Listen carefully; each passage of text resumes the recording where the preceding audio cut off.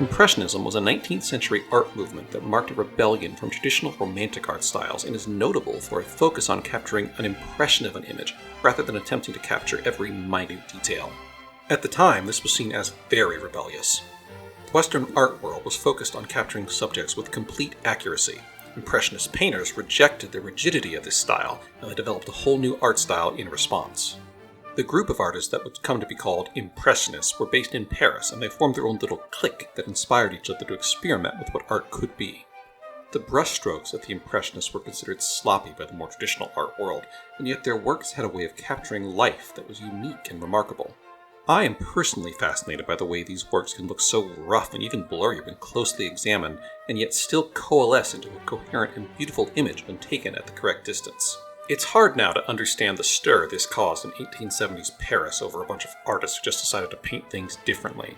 It was quite controversial, but the movement those artists started stood the test of time and echoes all the way into the modern world. One contemporary artist that took inspiration from those early Impressionists was a man from Holland named Vincent.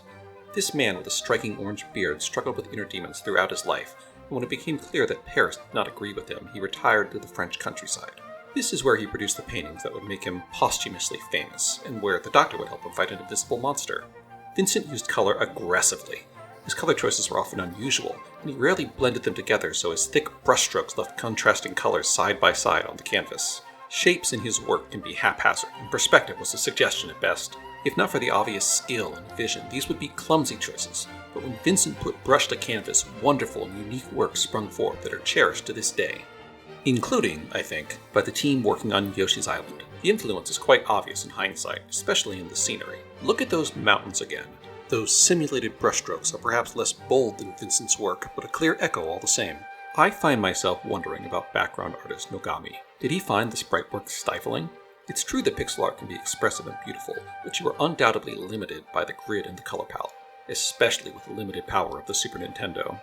It imposes a structure upon the game's art, similar to the rules the Impressionists rebelled against a century earlier.